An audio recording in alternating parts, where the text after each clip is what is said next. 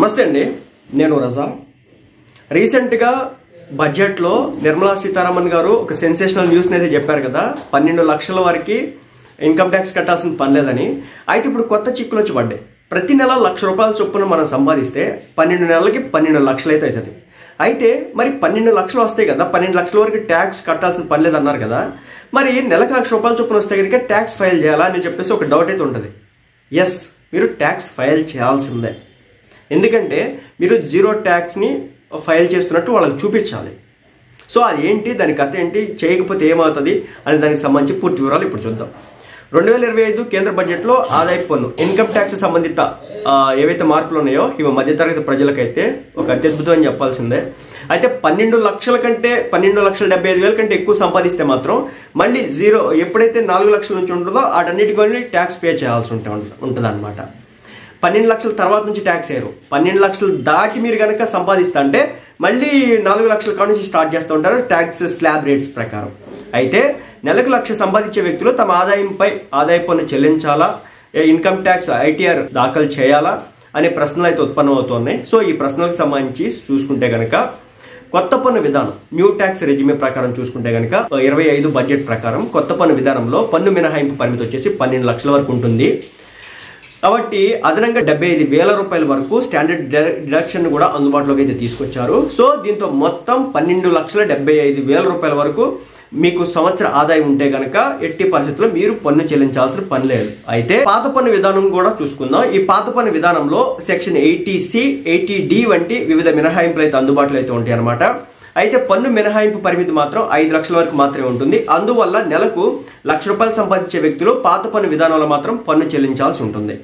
ఇక income tax returns దాఖలు చేయాల్సిన పరిస్థితి ఉంటుందా అని చెప్పేసి, మొత్తం వార్షిక ఆదాయం పన్ను మినహాయింపు పరిమితికి మించితే ఐటీఆర్ తప్పనిసరిగా దాఖలు చేయాల్సిందే. పన్ను చెల్లించాల్సినటువంటి అవసరం లేకపోయినా ఐటీఆర్ దాఖలు చేయడం భవిష్యత్తులో లోన్స్ తీసుకోవడానికి, అదేవిధంగా వీసా ప్రాసెసింగ్ వంటి పరిస్థితుల్లో సందర్భాల్లో ఇది మీకు ఉపయోగకరంగా అయితే ఉంటుంది. అయితే మీ ఆదాయ నిర్మాణం మినహాయింపుల ఆధారంగా పాత లేదా కొత్త పన్ను విధానాన్ని అయితే మీరు ఎంచుకోవాల్సి ఉంటుంది. మీ ఆదాయం పన్ను మినహాయింపు పరిమితికి మించితే తప్పనిసరిగా ఐటీఆర్ దాఖలు చేయడం మంచిది. సెక్షన్ 80C, 80D వంటి మినహాయింపులు తప్పనిసరిగా వాటిని మీరు సద్వినియోగం చేసుకోండి.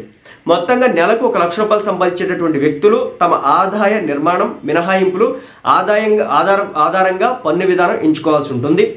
ఐటీఆర్ దాఖలు చేయడం తప్పనిసరి. ఇది భవిష్యత్తులో ఆర్థిక లావాదేవీలకి అంటే ట్రాన్సాక్షన్స్ కి చాలా ఉపయోగకరంగా అయితే మారడం జరుగుతుంది. ఎవరు ఏ విధానాన్ని ఎంచుకోవాలి? మినహాయింపులు ఎక్కువగా ఉన్నవారు పాత పద్ధతిని అయితే ఎంచుకోండి. మినహాయింపులు అయితే ఏమి లేని వారు కొత్త పన్ను రేటు విధానాన్ని ఎంచుకోవడం మంచిది.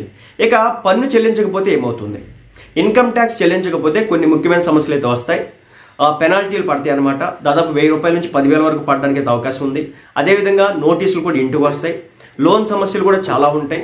మీకు లోన్లు ఎట్లాంటివి కూడా ఇవ్వరు. కార్ లోన్ కావచ్చు, బైక్ లోన్ కావచ్చు, హోమ్ లోన్ కావచ్చు, ఏవి కూడా ఇవ్వరు. ముఖ్యంగా వీసా సమస్యలు, మీరు ఈ దేశం నుంచి వేరే దేశాలకు వెళ్ళాలంటే ఎట్టి పరిస్థితుల్లో కూడా మీకు వీసా అనేది తప్పనిసరిగా రాదనమాట. అదొక విషయాన్ని అయితే గమనించాలి. అయితే ఇన్కమ్ ట్యాక్స్ ఎలా చెల్లించాలి? సో మీరు తక్కువ ఆదాయస్తుడైనా అధిక ఆదాయస్తుడైనా ఐటీఆర్ అయితే ఫైల్ చేయడం మంచిది. ఫామ్ 16 వచ్చేసి ఉద్యోగుల కోసం, ఫామ్ 26AS వచ్చేసి మీరు చెల్లించినటువంటి పన్నుల వివరాలు, అదేవిధంగా బ్యాంక్ స్టేట్మెంట్స్, అదేవిధంగా పాన్ అండ్ ఆధార్ కార్డు, ఇన్వెస్ట్మెంట్స్కి సంబంధించిన ధ్రువపత్రాలు, అదేవిధంగా ఏదైతే ఐటీఆర్ వెబ్సైట్ ఉందో సో దాంట్లో లాగిన్ అయ్యి మీరు ఈ ఫైల్ కూడా చేసుకోవచ్చు అనమాట. అయితే 2025 బడ్జెట్లో పన్ను సంబంధిత ముఖ్యమైన మార్పులు చూసుకుంటే కనుక స్టాండర్డ్ డిడక్షన్ వచ్చేసి 75,000 వరకు పెంచబడింది. పెన్షనర్లు, సీనియర్ సిటిజన్ల కోసం అదనపు మినహాయింపులు కూడా అందుబాటులో అయితే ఉన్నాయి. మహిళలు, ఎంఎస్ఎంఈ వ్యాపారుల కోసం ప్రత్యేక పన్నులు కూడా ఇవ్వడం అయితే జరిగిందన్నమాట. ఐటీఆర్ ఫైల్ చేయడం అనేది క్లీన్ ఫైనాన్షియల్ రికార్డును నిర్వహించడంలో సహాయపడుతుంది. అలాగే రుణాలు తీసుకోవడంలో ఎంతగానో మీకు ఉపయోగపడుతుంది. కాబట్టి తప్పనిసరిగా మీకు 10 లక్షలు వచ్చినా, 12 లక్షలు వచ్చినా, 6 లక్షలు వచ్చినా, 7 లక్షలు వచ్చినా వెంటనే వెళ్ళి ఐటీఆర్ ఫైల్ చేయండి. అయితే దాన్ని వచ్చేసి జీరో ట్యాక్స్ ను చూపిస్తూ ఐటీఆర్ ఫైల్ చేసుకోండి. దీనివల్ల యూజ్ ఉంటుంది.